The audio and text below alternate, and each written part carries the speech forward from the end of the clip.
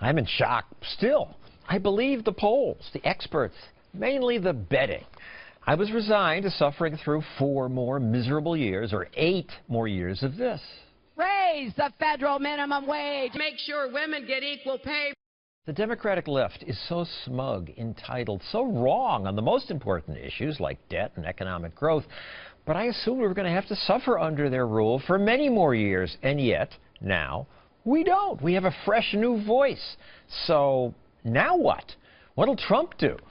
Sometimes he scares me. He said some horrible things, but he's also said good things.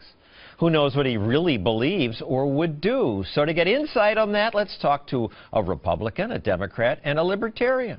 Charlie Kirk's the Republican, part of a new wave of young people supporting Trump. Jessica Tarlov is the Democrat, a Hillary supporter. Are you miserable?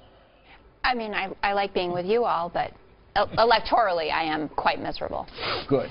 The CATO Institute's David Boaz is the Libertarian, someone who warned me years ago, never fall in love with a politician. Well, that's right. They'll always disappoint you. They promise to cut spending. They promise to stop the war. But this time, I can't be disappointed by Trump. Because I don't expect much. You back him? Why do you back him? Well, look, he wasn't my choice in the primary, but I think I'm glad I backed him, and I'm a believer in freedom and liberty. I'm more on the libertarian side than I am the conservative side. First and foremost, I thought the Supreme Court was a 40-year decision and not a 4-year decision. I believe firmly in private property rights. I believe in states' rights, and I believe the list that Donald Trump put forward, the Federalist Society, which is more on the constitutional libertarian side, said it was a great list. So for me personally, that's why. That is why. We'll get to that later. You believe in property rights. I do. I'm not so sure Trump does. Well, but let's start with the bigger issues. Trump says things about war that Hillary Clinton and most Republicans would never say. We are losing billions and billions of dollars. We cannot be the policeman of the world. This is new, David, and this sounds libertarian. It is very new, and it is something that didn't get enough attention. The Republican Party nominated and then elected a candidate who rejects global intervention, the Reaganite, the neocon foreign policy. Now, he said some crazy things, too, like let's go in there, torture them, and take the oil. But he's talked about this theme of getting rid of global interventionism since 1987.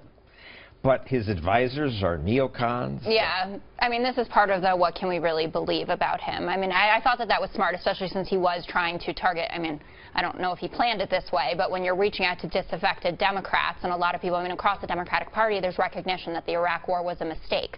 So when you have Hillary Clinton there who voted for the war, even though she said that she's sorry, and Donald Trump who supported it for like 20 minutes on Howard Stern, you know, you can win over people that way. But generally, I don't know anyone I don't think it wasn't 20 minutes. It was a quick response. No, yeah. but he didn't for a year come out and say that it was against it. But either way, I totally agree with you, and I would add also he said that we could torture the families of terrorists, which is something that obviously you can't command the military to do. But I would no doubt that he would put neocons in his cabinet, and that's how he would run things. Donald Trump loves nuclear weapons, you know. We'll see. President-elect Trump also promises big spending. We will build the roads, highways, bridges, tunnels, airports, and the railways of tomorrow. Who wants to take that? I will. Well, go ahead. Well, look, I mean, I think infrastructure has been a big thing, a big, obviously, point of his agenda. However, we're going broke, you know? We are, but one of the big issues since his announcement has been talking about the national debt and the need to balance the budget. Secondly, he's talked about that? Of course. He said we have a debt that's totally out of control. We need to balance the budget. Secondly, he has to work with Paul Ryan, who has been a budget hawk. And so he can't just play dictator for a day. He has to work with now Paul Ryan, who has been laser focused on getting that budget balanced. He won't cut entitlements. That's where the big money is. You're right. He wants to spend more on the military. However, he did say he's going to find waste, fraud, and abuse in every single agency. He's going to do a federal review. They always say that. Listen, no one's thought of that before. He is different. Everyone here has doubted Donald Trump, including myself, for a long time.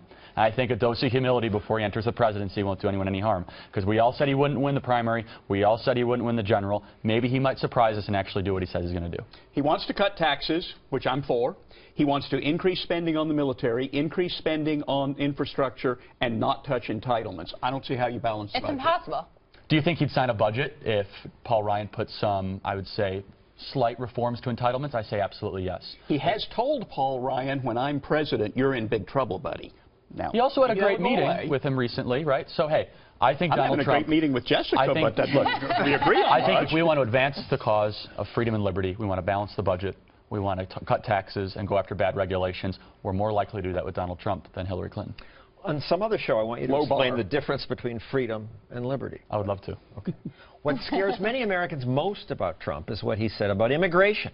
Ban Muslims, deport people, and above all... We have to build a wall. We have to build a wall. We have to.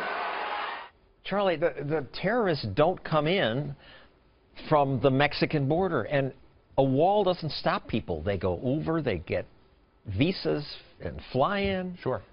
So, look, I think he has said he wants increased border security, and that's something a mass majority of Americans believe in. Secondly, he changed his position, I think, properly, where he said we're not going to ban Muslims. Instead, we're going to have a temporary restriction on individuals where ISIS is currently occupying the countries. Without getting too far into the details, I think we can agree, because I don't know exactly what he's going to propose in 70 days. I don't think anyone here does.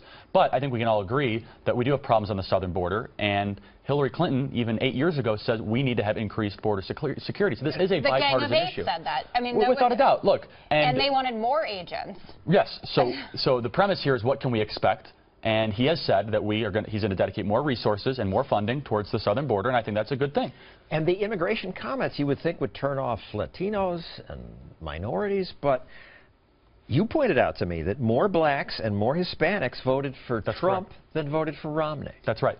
For the record, an expert at election data says that county-level data on Hispanics do not back up what the exit polls showed.